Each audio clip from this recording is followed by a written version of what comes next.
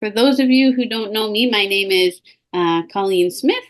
I've been with IHN for 12 years now. I'm a graduate of the program, and I work as a program advisor, helping students and new students register. I also work in Con Ed. But thank you for taking the time to be with us today. We have Susan Elliotson with us, a registered herbalist. So what we're going to do is it's an hour webinar with a 15-minute Q&A afterwards. So any questions you have, you can either save them to the end, you can put them in the Q&A or the question, and then we'll do the question period at the end. There is a nice webinar giveaway. So for all those, you have to stay to the end. So we'll do the Q&A and then we'll do the webinar afterwards. So you have to be on to win. And one live attendee is going to win a 60-minute consultation with Susan to discuss their personal health concerns. So in case you didn't read the little webinar blurb, today it is on safe and effective herbal detoxing without pain. So in today's webinar, you're going to be learning a little bit about how to balance and detox and prevent unpleasant side effects, the essential steps for conducting a safe and complete detox, how to select the appropriate herbs for your client's detox and digestive needs, and then ways to resolve digestive issues using targeted herbal therapy, and then techniques for identifying potential contraindications through proper assessment. So you're going to be learning a lot. So Susan is a medical herbalist with over 2 decades of experience in the field. She holds an honors degree in phytotherapy and applied health sciences from Mohawk College. She also has a private practice in Caledon. She's a professional member, a director, and a past president of the OHA, the Ontario Herbalist Association. And she's served as a faculty for Mohawk College and IHN, teaching herbal medicine and phytotherapy. So she has been a co-op partner with IHN for over 17 years. Some of you on here may have done some co-op with her, but she's a sought-after co-op partner, and she's been mentoring over 300 students since her co-op with us. So let's welcome Susan, everybody. Welcome. Okay, so if you want to add anything else to the intro, or if you want to go right into your presentation, you can just share your screen and kind of share. Well, I'll start by sharing my screen because those are the very nice pictures. Mm-hmm. It says share. Okay. So, yeah, I've been connected with IHN actually since even before Colleen taught at several different locations. And now that everything's online and IHN continues to move with the time forward.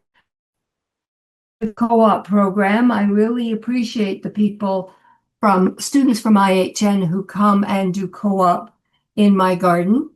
They help me a lot and seem to be happy with how I'm able to help them in return in terms of an exchange of knowledge. So, yeah, the picture here is just various things that you can use with a herbal detox. I'm not going to go over all of those particular plants, and I'll talk a bit more about that as we go. Oh, yes, and now, okay. There. So, what is detoxification?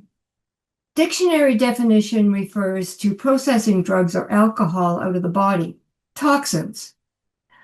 I think we're actually clearing waste metabolites for most people. I mean, drugs and alcohol may picture into it, but just everyday living, as the body functions in a normal way, it produces waste products, and they can accumulate over time.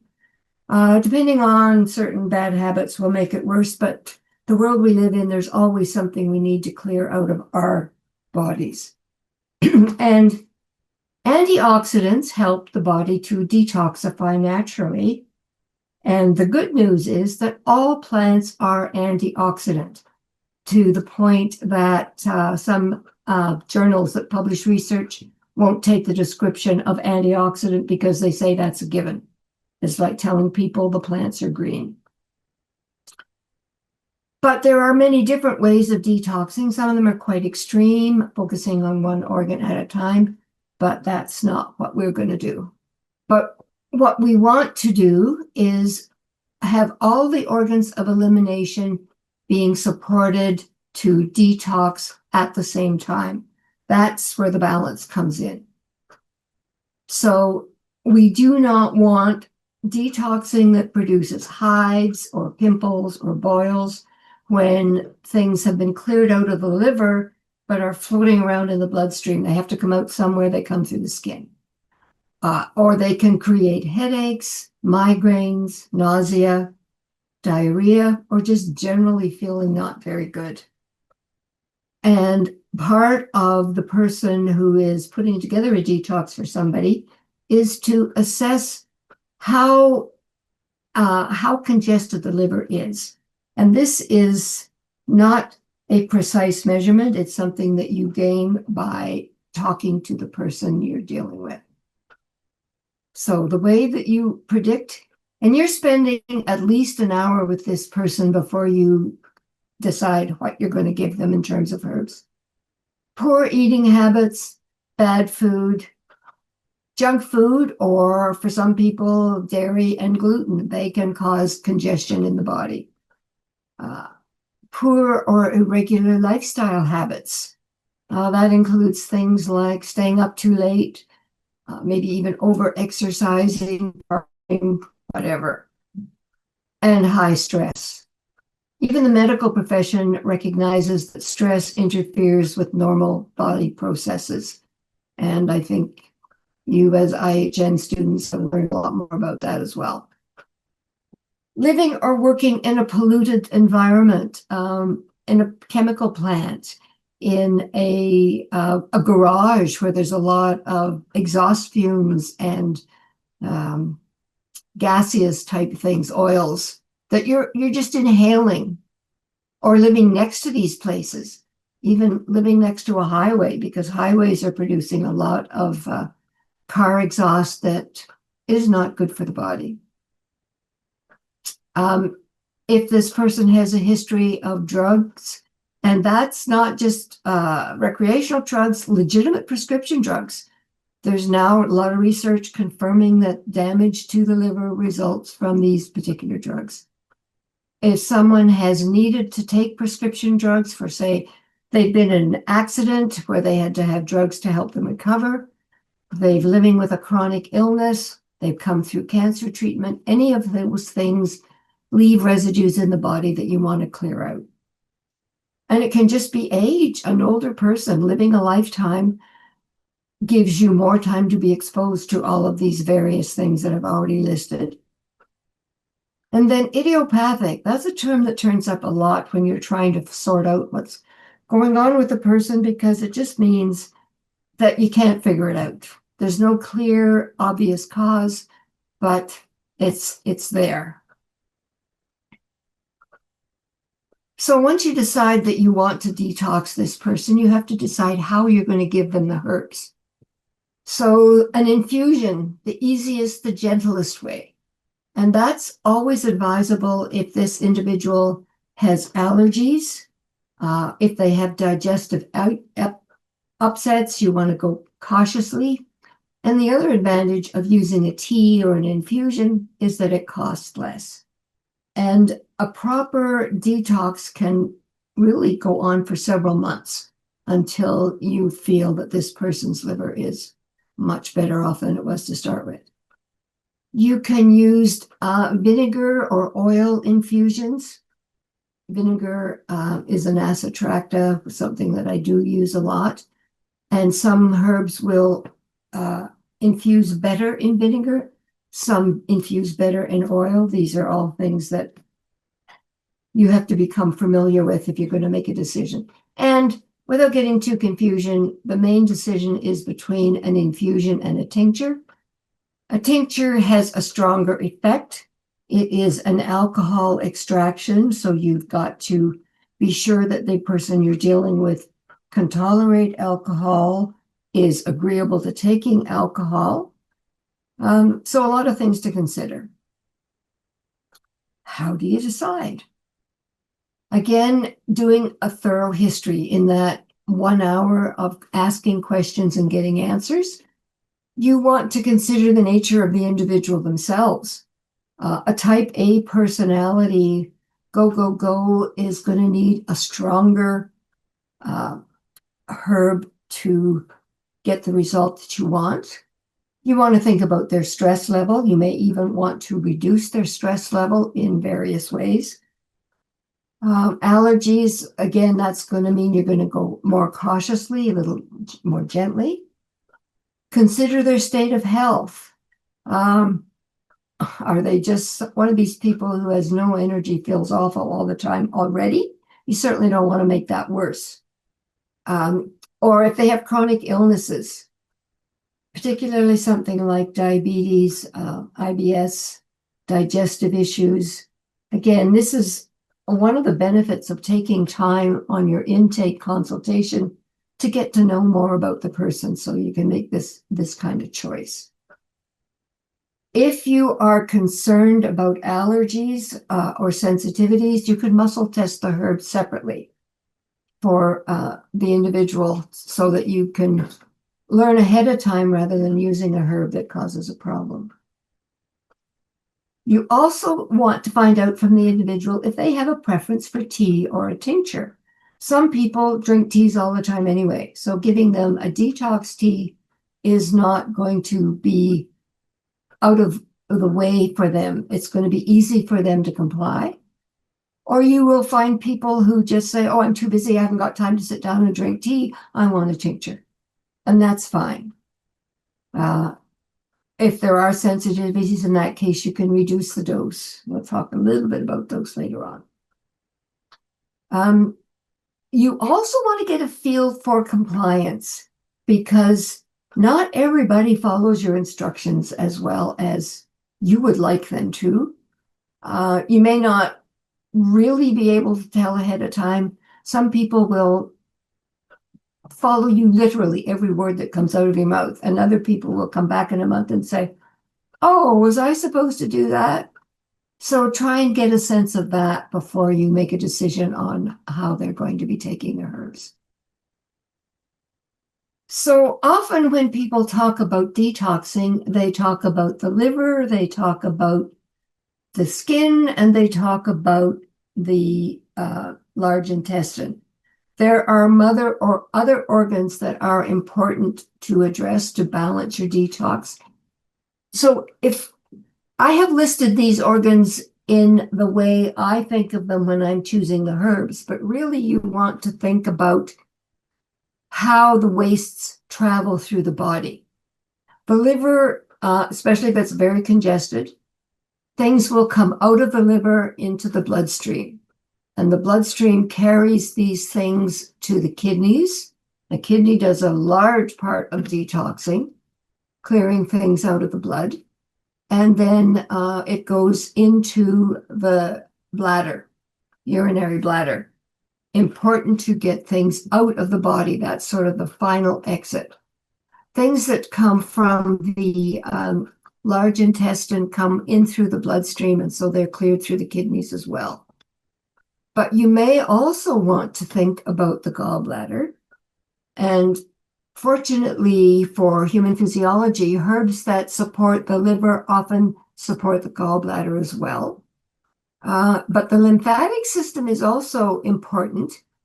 And again, this is something you'll decide on whether that's what this individual needs. If they're experiencing a lot of colds, just not feeling very well, and you can palpate their lymph nodes to see whether they're congested. And the lungs. The lungs are where the main exchange between oxygen and carbon dioxide happens, and you don't want an excess of carbon dioxide flowing through the bloodstream. So let's look at the actual herbs. The liver.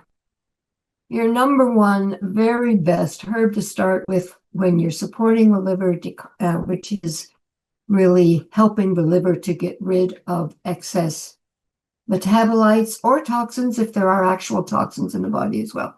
And the root is where we start. Now, you will see some textbooks and some herbalists who do not differentiate between the dandelion root and the dandelion leaf. Often they just use the whole plant together. I like to separate them out because they do have very different functions, and I often use them separately in a formula. In a detox, we're going to use them both. But the dandelion root is a tonic to all digestive organs, stimulating enzymes, hormones, hydrochloric acid needed for good digestion. It's also an anti-inflammatory. Just taken by itself, it can reduce inflammation in the body. We don't often think of dandelion as an anti-inflammatory strongly, but certainly when you start coming to carbs, dandelion root should be part of a formula for that. Now, the bitter taste of the dandelion root helps the production of bile in the liver, and then flushing it through the gallbladder helps to restore liver cells. It helps to reduce constipation. Now, if you are buying your dandelion root, you really don't know when it was harvested. Harvested in the spring now, it is quite bitter. But through the summer, the dandelion produces inulin, mainly for itself. It doesn't care about human beings. But the dandelion uses that inulin to feed itself over the winter. Even when there's 3 feet of snow, the dandelion is still surviving underneath, and it's using that inulin. So if you harvest your dandelion in August, September, October, November, it will be very sweet. You will not get that bitter taste. You'll still get the anti-inflammatory properties, and you're still going to get a good action on digestion because the inulin feeds the good gut bacteria and it helps to balance blood sugar. So if you are able to grow your own dandelions, is kind of a funny phrase because they grow themselves. It's a question of, can you find them and can you harvest them?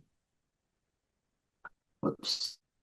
And there's a lot of this is coming from traditional information, but there's more modern research going on. And just recently, there was research that dandelion root will cause apoptosis in cancer cells, colorectal cancer cells.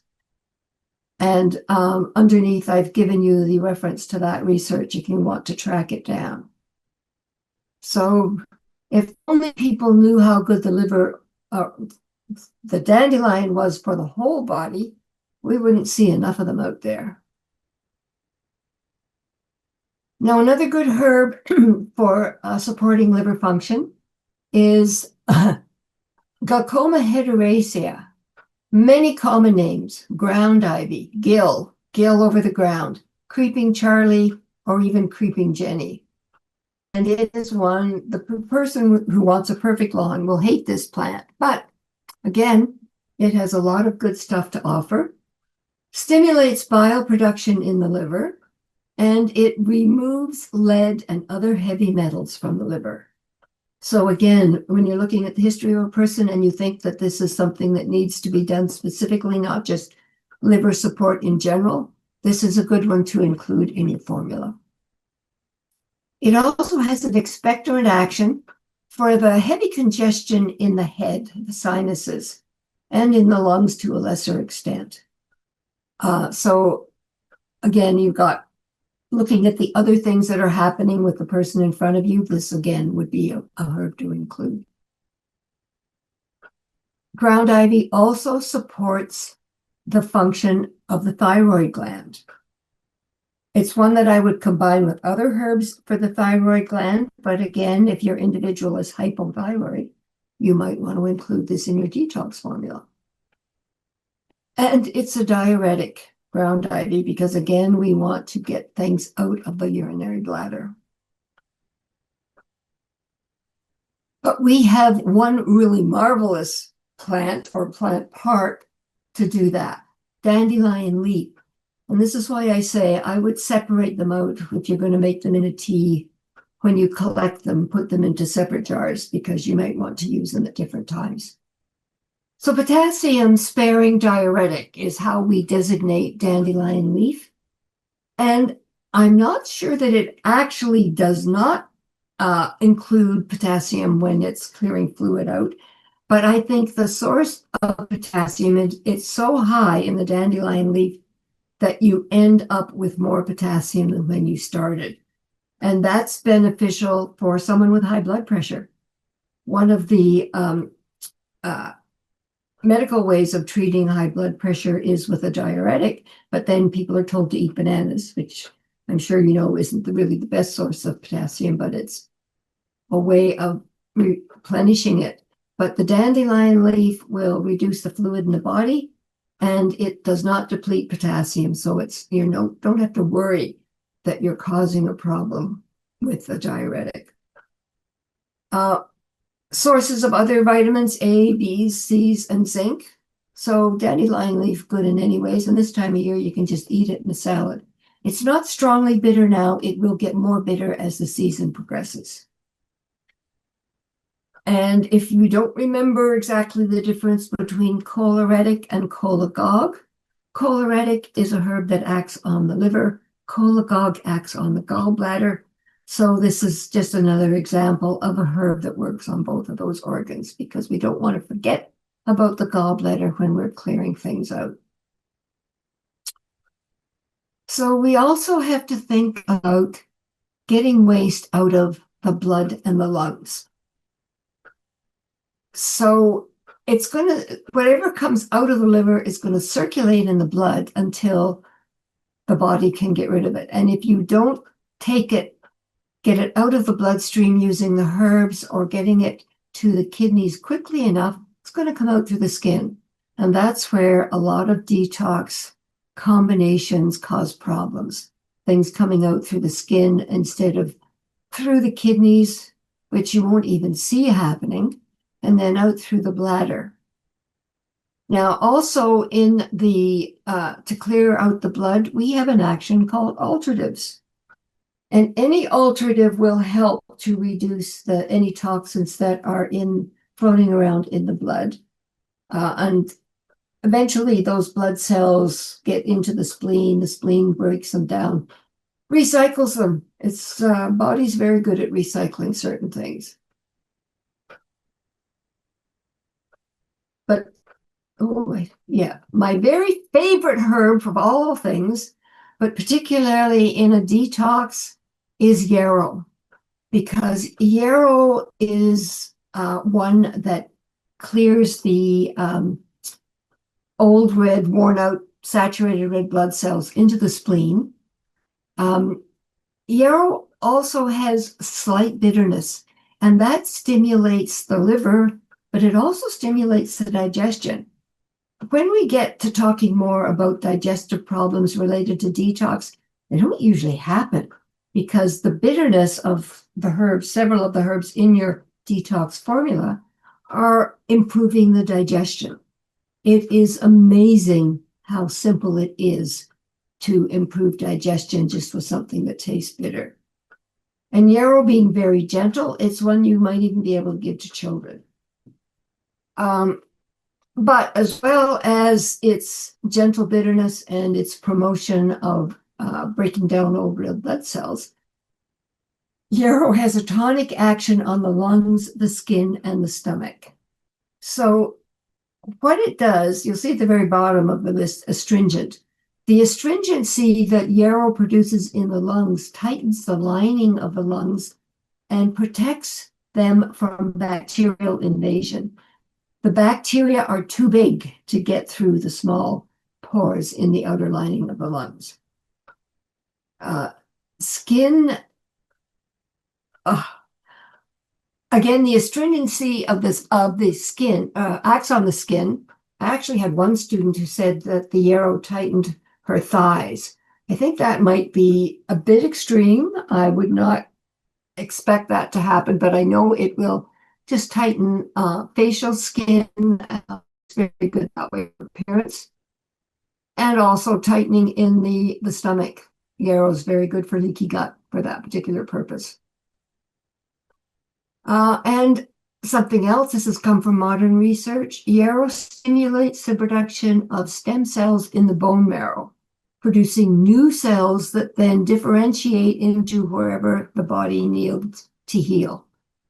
That's the explanation of the vulnerary action of yarrow. Something else yarrow does is relaxes the peripheral blood vessels, which can help to reduce blood pressure. So again, this is another thing you might be looking for when you're dealing with somebody who needs a detox. But I have put diaphoretic in big letters because I think that's the most important action of yarrow. What it does is it stimulates your immune system to act very quickly when you take yarrow in a hot tea.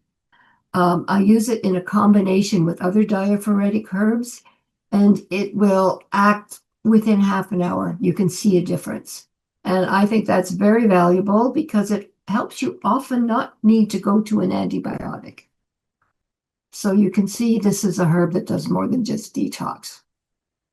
But another one that does work on blood and lungs in a different way than the yarrow works, we have red clover, the flowers. Has a long history of being used for tumors. So that tells you right away it's clearing something negative out of the body. And it particularly carries waste out of the bloodstream through its alterative action. It's a lymphatic tonic as well. And we're going to talk a bit more about lymphatics in detox. But an important thing to remember about red clover flowers is it's a phytoestrogenic, meaning it has a weak estrogenic action. Now, quite honestly, and I apologize to any men listening to this, the estrogenic action comes because what the red clover does is reduce testosterone. And when there's less testosterone in the body, that makes the estrogenic action more noticeable. And the weak estrogenic action that is produced will fill the receptor sites with a weak action that is stronger than what the body itself would be, the body's estrogen that it produces. And there are various situations where that can be helpful. And the red clover has a gentle expectorant action. So again, it's going to work on the blood and on the lungs. Kidneys, very important, essential part of your detox. We talked about how the blood going through the kidneys, that's where a lot of the waste materials are removed. Stinging nettle leaves. So that's, for my mind, an essential herb that should be in any detox formula you're putting together. Traditionally, stinging nettles was part of a spring detox. People who had been sort of immobile, staying inside in the cold weather, coming out into the spring, and they would eat stinging nettles. The nettles support the kidneys in clearing waste. It also has an antihistamine content, so it's often used for people who have allergies. And it has an anti-inflammatory action that goes along with the antihistamine to help people deal with allergies. Stinging nettle is a micronutrient, has a lot of different micronutrients in there. Particularly important for Herbalist is the boron, which helps to help the body to absorb calcium for strong bones, strong nails, strong teeth, and hair. So if you're thinking of this individual needs some osteoporosis help, your stinging nettles would be doing double duty in that case. Other parts of the nettle are important. The seed is reported to regenerate kidney function if there is a minimum of 30% function left. I've seen it on blood tests, using it for a period of time and seen the actual numbers on the blood test change, improve. And then we have the root which reverses the binding of testosterone, dehydrotestosterone, DHT, which is a factor that we don't want if we're dealing with prostate glands. So if you're lucky enough to have stinging nettle in your garden, you can use the whole thing. Now, if you're wanting lymphatic action in your detox, My favorite herb is cleavers, also called sticky willy, because any of you who have done co-op with me know that when we harvest sticky willy, it has little things like burrs. The flowers do turn into burrs, but even before there are burrs, there's little bits sticking out on the stems, and we just pick the plant, stick it on our shoulder, and away we go. We don't have to have a bag or a tray or anything to collect them. What cleavers does, it stimulates the production of lymph, and by improving thinner lymph, that helps to improve the circulation. It also helps to clear the lymph nodes, reduces congestion and inflammation in the lymph nodes. It's a diuretic, so it's working along with some of the other herbs in a detox formula. Ulcerative, anti-inflammatory, astringent support, those are all helping as well. It has a specific anti-neoplastic action that I've seen used for people dealing with cancer. Oh, wait.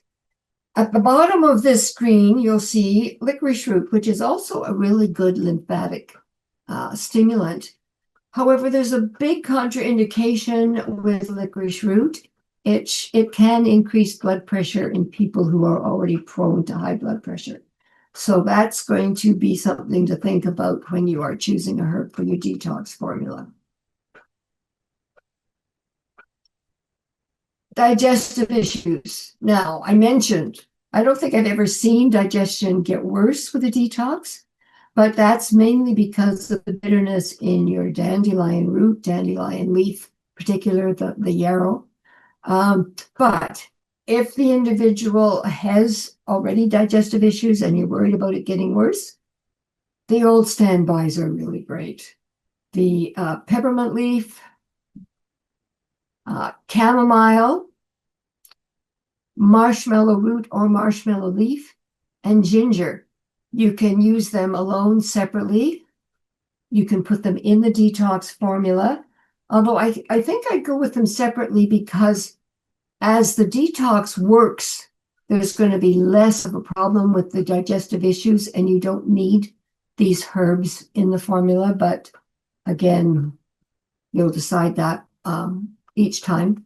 Now, marshmallow root is best taken as a cold infusion. The root in cold water, let it sit for 8 hours, pour off and drink what has been produced. It'll be very slimy at this point, but very soothing for the digestive tract. You can put more water on it, let it soak again for another 8 hours. You'll be able to tell when you no longer get that nice slippery feeling from the root. If you want, you can put the marshmallow leaf in tea, and even though the tea is hot to start with, let it stand till it's cold. In my house, tea's often made in the morning, and I might be drinking them at 4 in the afternoon. But then the tea's cold, and the slipperiness, mucilaginous property of the marshmallow leaf is now very noticeable in the tea. So timing, when do we detox? You want to be careful with anyone who is pregnant or taking prescription medications. Detoxing will make the liver more efficient at breaking down the medication. So the timing is important in terms of should you even be doing it. And it's a good idea, if you can, is to work with whoever prescribed the medication. But at very least, someone else, another herbalist who has done this before, or a health practitioner who knows how to use herbs before beginning a detox program, if you have any concerns yourself.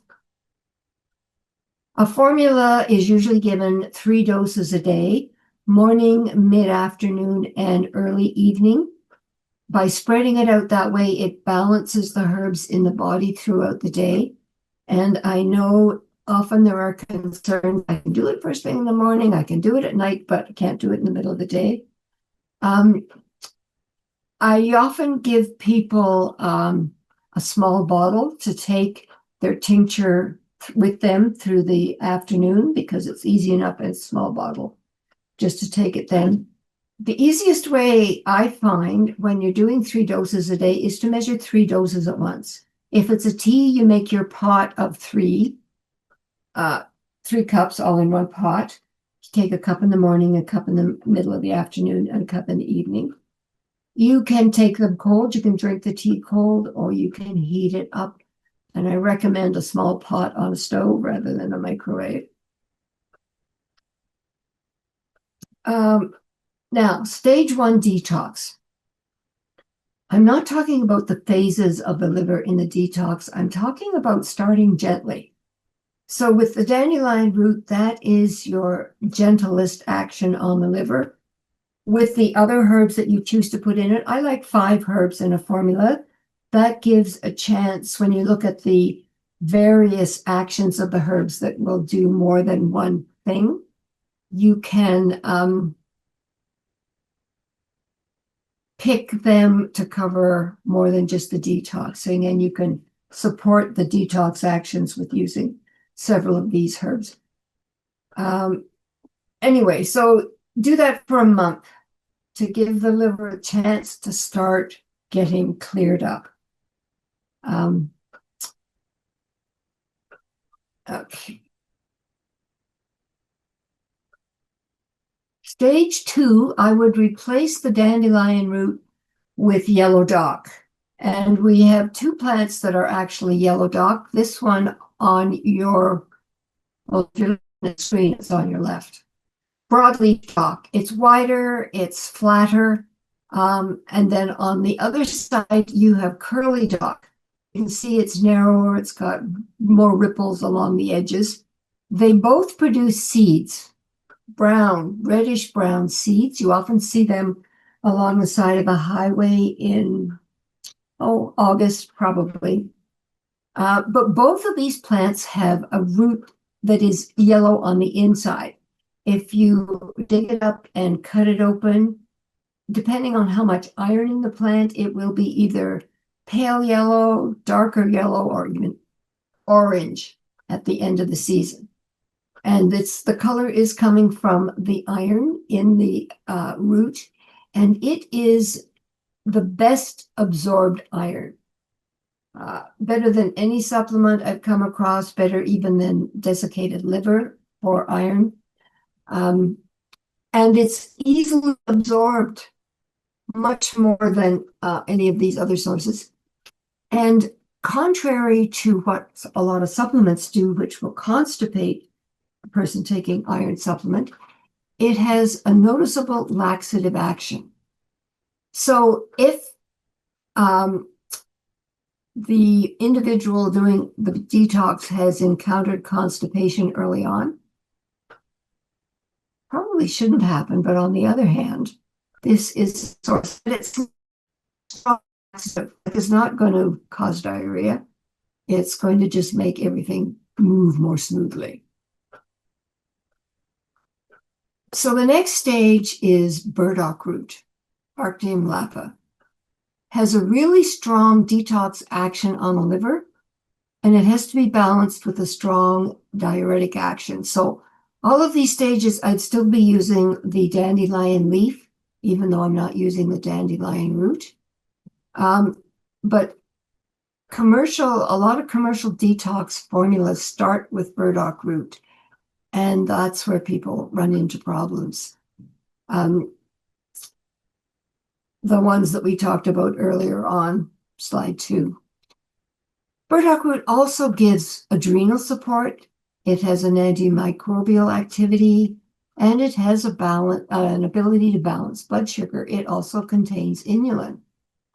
And when I talked about the various ways of extracting the herbs into an infusion or into a tincture, if you're using apple cider vinegar, you will get a better extraction of inulin. I don't usually extract from burdock root because I don't want the strong detox action as well, but it's something that you can consider.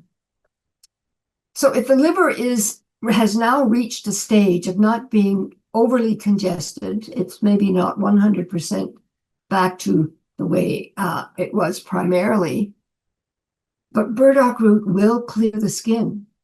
So how you use the burdock root determines whether you get clear skin or whether you get pimples and boils.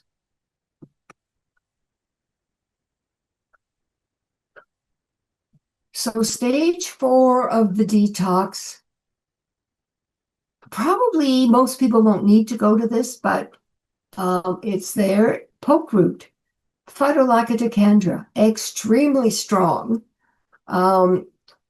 If you start off with it trying to detox, and I know a herbalist who did that, she gave it to her husband, said she nearly killed him. I don't think she really did nearly kill him, but probably nutritionists, certainly all herbalists know that family members are there to be your guinea pigs. This is where you try things out and learn them after you've tried them out on yourself. But if you want to use poke root, use a very small dose, like no more than 5 mils in 100 mils of formula, tincture formula, or even less. I often use 1 mil in 100 or 5 mils in 500 mils.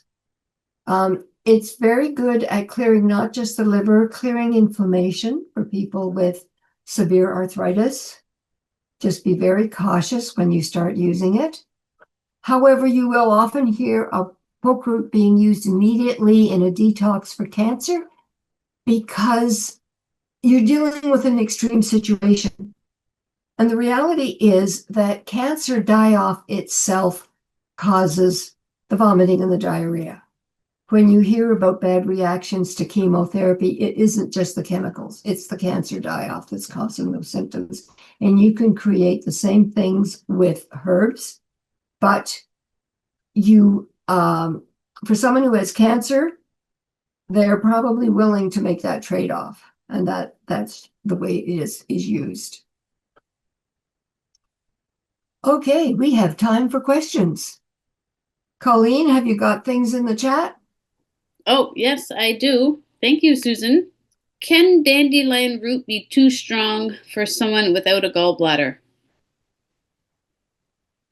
I don't think so. I haven't seen it be too strong. But anytime a person is concerned, and this goes for the herbalist putting together the formula, you reduce the dose. Instead of a teaspoon 3 times a day, suggest half a teaspoon. And if you're really concerned, do it like one dose a day. Gradually build up to a teaspoon 3 times a day. But generally what happens when your gallbladder's been removed, your liver adjusts and you have to eat more slowly if you're dealing with foods that you would need your bile for. Okay?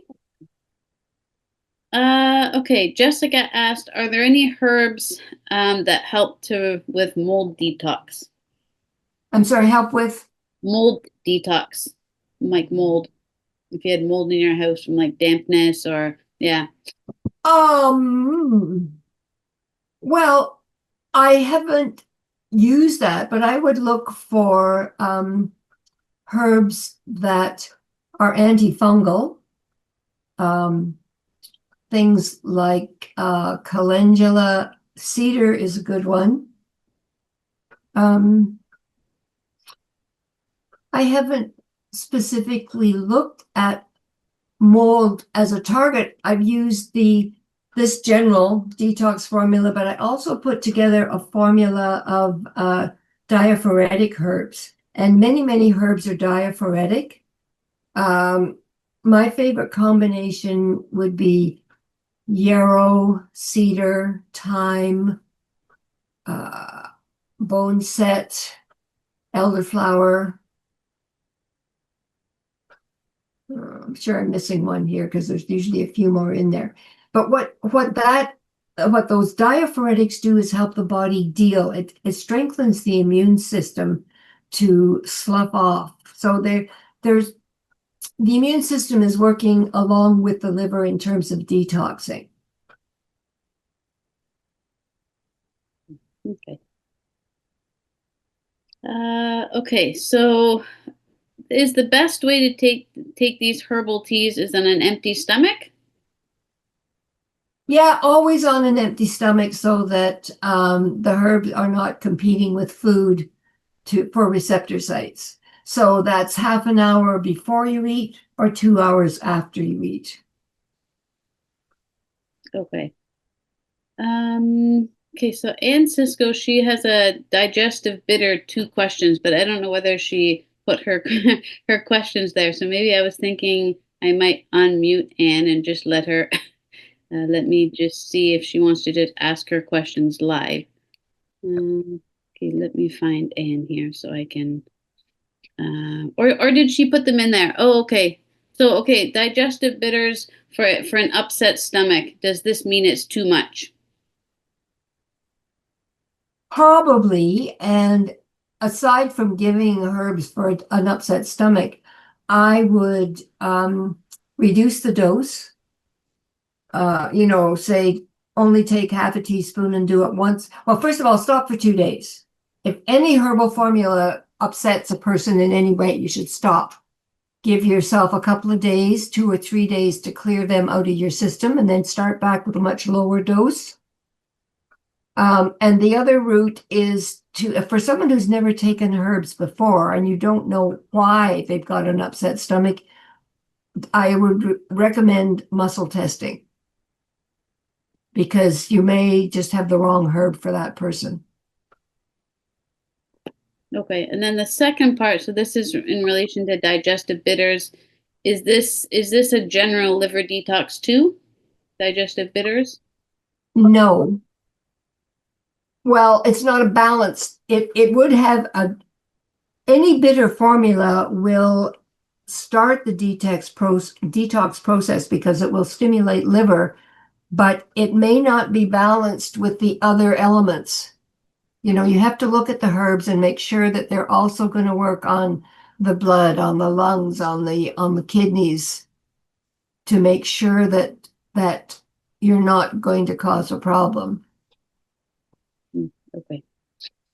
And I think that's why some people may react badly to certain bitter formulas because they're all focused on the liver without looking at the rest of the system. Okay. Jessica asked, she said she wakes up with sinus congestion every morning and looking for something to support until I get testing done. What would you recommend to clear sinuses and breathing? Well, my favorite herb for that is fenugreek, but there are sometimes not everybody can take fenugreek. But I would say a combination of diaphoretic herbs to get the immune system working. But I'd also be wanting to find out what she might be allergic to. Often when people wake up congested and they're okay the rest of the day, it could be something in their bed or it could be molds, either in their general environment or somewhere in their home. So, yeah, but herbally, anything that improves the immune system, supports the immune system, and diaphoretics usually work very quickly. So I would say taking them 3 times a day through the daytime because whatever is causing the congestion overnight is probably around in the daytime. So you don't want to just wait and do it at bedtime when you take your formula. Okay. Next question is, what would be a good herbal formula to remove cancer from the lymph system? Very complicated question. Again, I don't like to give out a formula without knowing everything else. Certainly, poke root would be part of that. Strong lymphatic action, hopefully, like your cleavers plus licorice root if the person doesn't have blood pressure issues. And you can't really target one part of the body and have it not affect the rest of the body. Your blood travels circuit through your whole body every 29 seconds. So to say use this for your lymphatic system, you're really looking at more than just your lymphatic system. You need to build up the immune system at all its levels. deep immune system, the reserves, which are your mushrooms and your ginsengs. And then the diaphoretics working on the surface one. And you can even, antivirals, there are antiviral herbs that are used to treat cancer. Okay. If someone has hay fever, like an allergy to ragweed, should they avoid all the Astaceae family herbs? I don't know whether I said that right. And what Asteraceae, yeah, I know what you mean. and then what about the root of these plants, like dandelion? Is it fine? Okay, first of all, if somebody is allergic to ragweed, I would desensitize them to ragweed. And the way I do this is to take a tincture of the ragweed when it's in bloom, when it's producing its pollen, that's the problem. And you take 1 drop a day of the tincture starting in September or at the end of the ragweed season. And do that all the way through, and you will see an incredible difference in terms of somebody having a reaction. Other than that, I would not automatically exclude any herb in the Asteraceae family. This is where muscle testing again is a good idea. Have the person check whatever herb you're thinking of giving them. Because after all, in that family is echinacea, which we know boosts the white blood cells and is really good for the immune system. So you have to look at every individual as an individual. Mm. Why would you use ragweed root, by the way? I haven't come across that. Mm-hmm.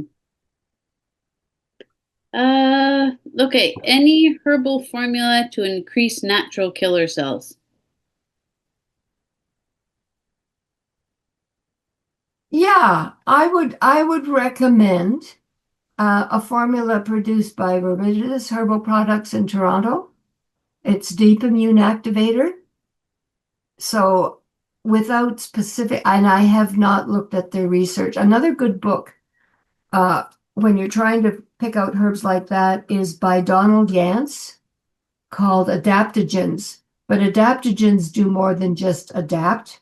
And his book has tons of research supporting whatever he says about the herbs. I haven't looked at it recently to see what he says about natural killer cells specifically, but I think that's a good starting point. Okay. So Marie Smith is saying, do you make herbal teas for sale? Only to the people I have consultations with, but that really includes all of my co-op students because we do a lot of discussion. And also, actually, I could make them for IHN grads. Legally, I'm not supposed to sell or compound for people with whom I have not had a consultation, but I can sell them to other practitioners. Problem is with the postal strike, that interferes with because I mail things all over the place. And I have not been able to find a courier who will come and pick up from me. So that's probably something that needs to be discussed with her specifically. Okay. Well, if anyone's interested, they can. I see your email and your phone number and stuff is on the website, so they can just connect with you. Yeah, yeah. Okay. So, Iman's asking, what is muscle testing, and can you explain the use of marshmallow root again and stage 1 side alongside dandelion? Okay, muscle testing. There are various ways of muscle testing. What I do is I'll put my fingers up. So I see I've joined my index finger and my thumb. And then with the person I'm testing, they do the same thing, but they're joined together. So the person being tested has one hand like that I will pull on. But in their other arm, they are holding the herb, either a jar of the dry herb or the tincture. So this is what we're testing. And if the person has a sensitivity, an allergy, they will not be able to resist. When I pull like that. And we did this just this week, and it's a really strange sensation because first I had tested her for a herb she could hold on to. She was really strong, and I could not budge her fingers.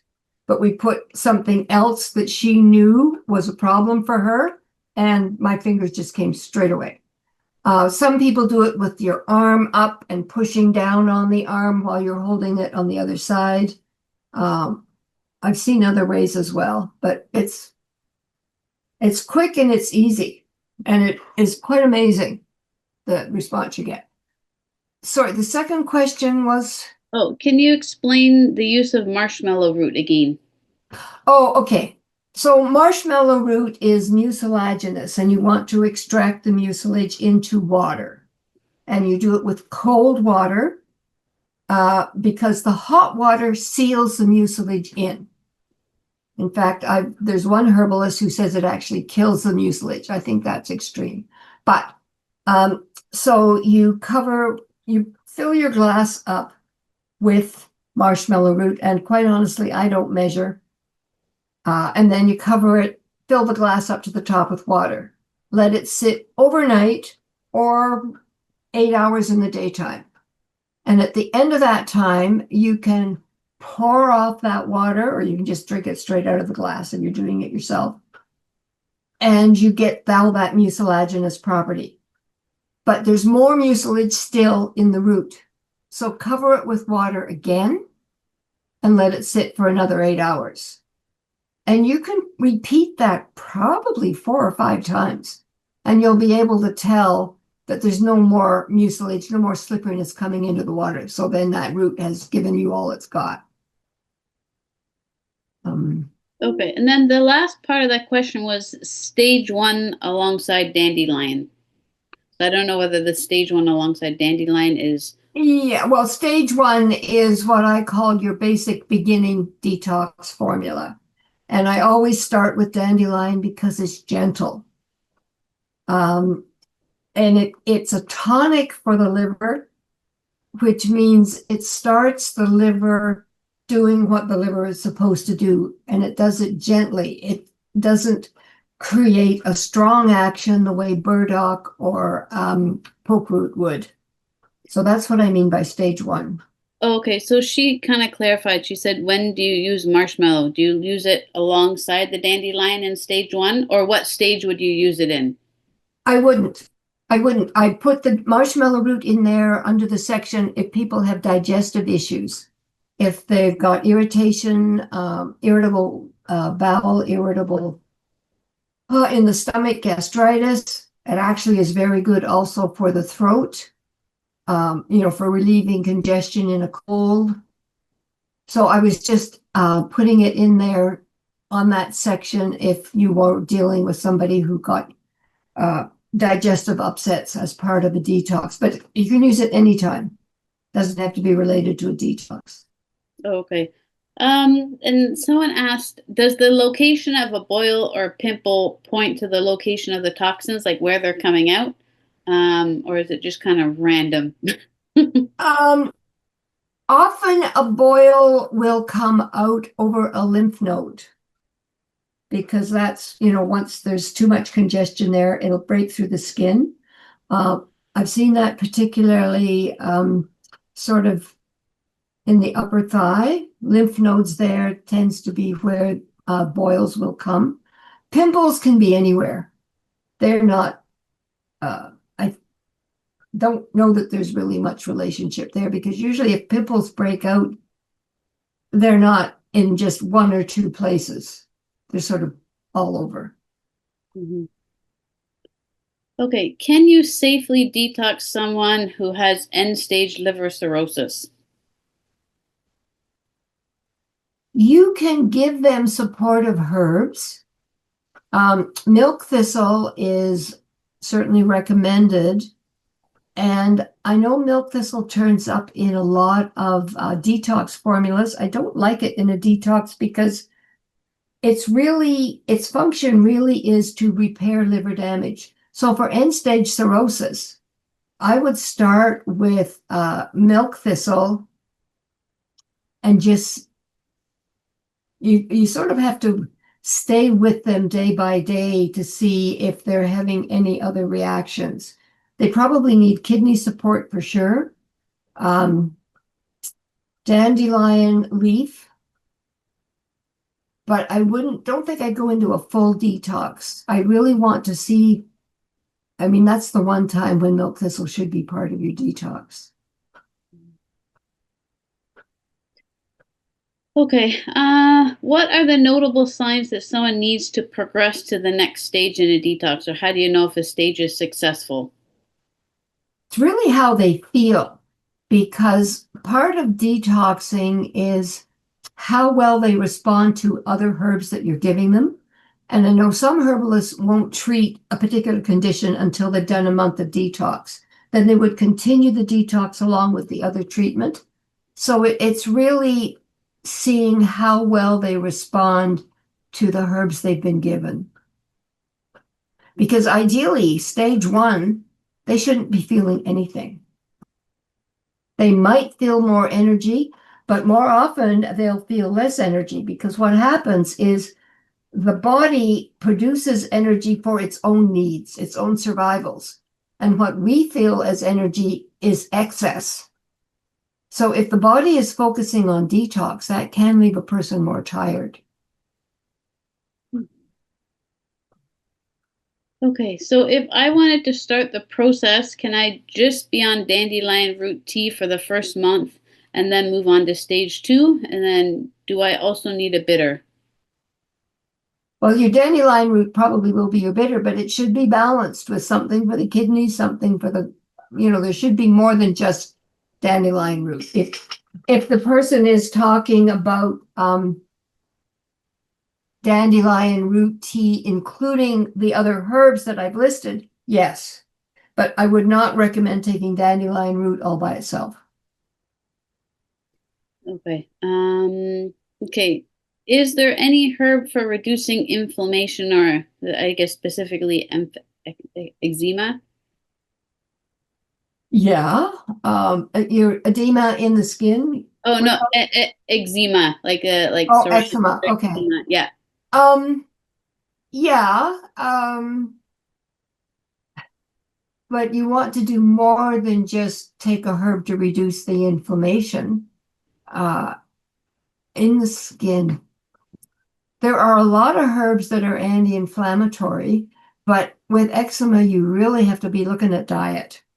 If a person doesn't change their diet and eliminate pro-inflammatory foods, the herbs are going to have not as much action in the end. I mean, I had someone I worked with years ago who had extreme nasal congestion to the point where they surgically went in to remove it. And I knew that there were herbs that would help, but at the same time, he ate huge chunks of white bread and cheese, and he smoked a pipe. And I said, if you don't change that, the herbs are wasted. Mm-hmm. So, I mean, you can go on the internet and find a list of anti-inflammatory herbs, and they all have an action. But what else is going on with the individual is going to influence the result of how effective the herb is. When is the best time to start a detox? Spring? Anytime.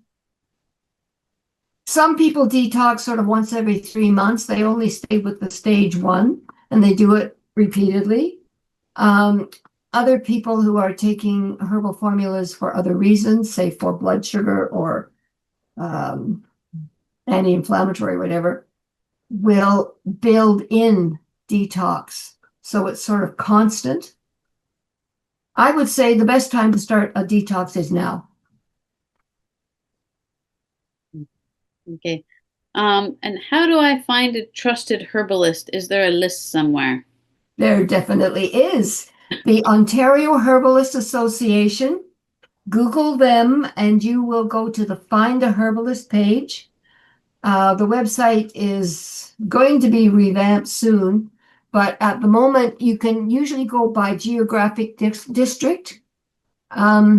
And if all else fails, you can contact the OHA office. They may be able to give you some direction, but we try to list by location and also language. We have herbalists that speak a variety of languages other than English. And just to tell you, the reason that this is a good place to find your herbalist is because these people have all gone through a process to become a registered herbalist so that we ensure they will provide safe and effective herbal treatment.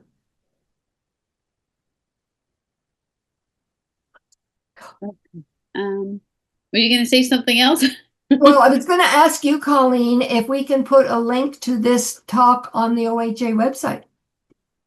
Oh, I'll ask Julia after. Yeah, we'll deal with that later. It came into my mind. That was when you mentioned OHA. Okay. Would red clover flowers reduce the symptoms for menopause? Yes. Yep. But bitters would be an important part of dealing with menopause. And there is another herb that is also very effective along with the bitters called chaste tree berry, because it stimulates the pituitary gland, which controls all of the reproductive hormones. And the liver is, with the bitters, that will stimulate the liver to break down whatever hormones are in excess, because the whole point is to bring them back into the right balance. And as a general rule, is it recommended to detox every year? Yeah, I would say it is as a general rule. I mean, think of the polluted world we live in. Okay. Okay, 1 second. Okay, so there's a couple more questions. Okay, are infusions and tinctures made with fresh or dried herbs?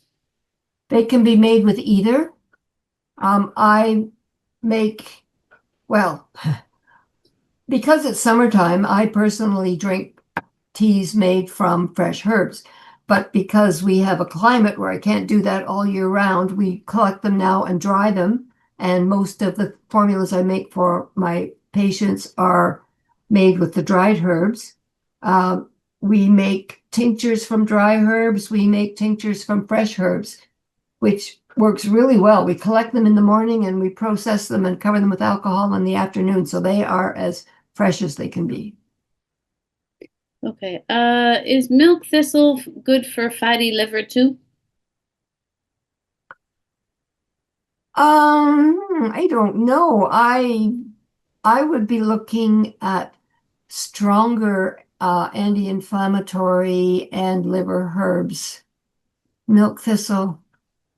You probably see it in formulas, and I don't know because I don't use it that way. It's not a herb that I would be using for fatty liver. Definitely promoting liver function. And that's where detoxing, you'd need to go to multiple, maybe right up to stage 3 at least, maybe stage 4. Okay. What could I use for frequent UTIs? Okay, the first thing with the UTI, if it's frequent, you have to determine, is there bacteria there or is there not? Because there's a condition called interstitial cystitis, which produces similar symptoms but more pain, and it's caused by the antibiotics that medical doctors use to treat UTIs. So depending on which one we're treating, I would be looking at soothing herbs like corn silk. You could put marshmallow in there. Yarrow is good because it builds up, strengthens the lining of the bladder. And if it is interstitial cystitis, it helps to heal the fissures that have been created by the drugs. Goldenrod is good. Again, tonic. I like agrimony in there because they're tonic for the lining of the bladder.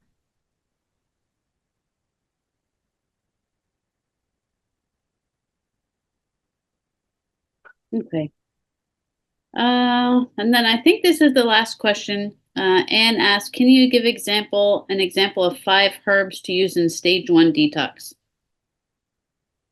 Okay, my basic detox formula would be dandelion root, dandelion leaf, nettle leaf, yarrow, and cleavers. It's my favorite formula to start with. Unless there are other factors with the person that would suggest I use something different. Okay. Oh, actually, we do have a couple more. There are 2 questions. Best herbs for acne and good skin, and other is what to take burdock root with. Okay. All right, there's 2 parts. The first one is a Oh, herbs formula for for acne. acne. Yeah. 2 parts of red clover, 1 part of yarrow, 1 part of nettles. And I think I put in cleavers. I'd have to go back and look at the formulas. So it's almost a detox formula, but it's herbs that are specifically good for acting on the skin. And then I'm sorry, I didn't get the bit about burdock. Oh, and okay, so it says and good skin and other is what to take burdock root with. So I'm not No, I'm not clear on that question, but what you can do, I know a herbalist who is very successful doing this, is taking the burdock flowers, I guess you would call them, the seed heads, while they're still green. Cut them in half and make them into an ointment that you can use topically. I've not done that myself. I've had really good luck with the herbal formula that I gave you before. Okay.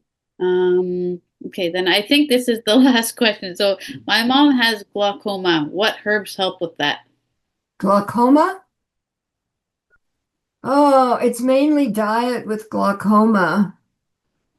And I have not really focused on using, because the individual I know who has glaucoma is not interested in trying out any herbs. But I will give you one caution. One of the drugs that they give for glaucoma to reduce the pressure on the eye contains a beta blocker. And this individual already had low blood pressure and so got a lot of negative side effects just from the eye drops for the glaucoma. So I'm maybe not very helpful. Diet makes a difference. Always good green leafy greens in your diet. Okay. That was all the questions. Just want to make sure there's no extra ones that I missed. A few people said, oh, here, one more. So, Susan, do you still give workshops at your home? And do you sell your creams and lotions? Therese Deneen, she went to a workshop in 2017. I don't do the formal workshops. I've discovered over the years we do much the same thing in the co-op. So when students come for co-op, or they don't have to be students, I have people come for other reasons, but they end up doing much the same thing. But we make the same things that we did make in the co-op. You just don't get a whole book of notes and an assignment. Mm-hmm. Okay. But if somebody wanted to buy some of your creams or lotions or some of the other stuff, they can email you, right? Yeah, I sell them to certainly IHN grads, and at the moment, people always come and pick them up. Okay. It's a little tricky with. I did mail them when Canada Post was functioning and dependable that way, but not at the moment. Yeah. But yes, I do sell the creams and the ointments. Okay. Oh, and Colleen, I do a workshop in October, November, making what I call cosmetic items. They're not like calendula ointment, but they are made with bases that are free of a lot of the nasty chemicals. They're vegan approved, and we add essential oils. And I Oh, think Julia usually sends out a notice of that. If I send her the flyer, she'll send it out. oh, okay. Okay, your screen is blank now, so you can probably just stop screen sharing. So then Yeah, I don't know how that happened, but anyway. it's okay. Thank you for joining us. For those that are students, if you want to do some co-op hours with Susan, when Julia sends out the co-op opportunities, she's on the co-op list. But thank you, Susan, for all your valuable and all your questions. The students had a lot of good questions. The people on the call had a lot of good questions for you. So yeah, Yep. you're a wealth of knowledge. They did have a lot of good questions. I don't get to see all of you, but I'm happy to have met you by Zoom. Okay, thank you everybody and have a wonderful afternoon and bye Susan. It was nice to see Yes, you. bye bye. Bye.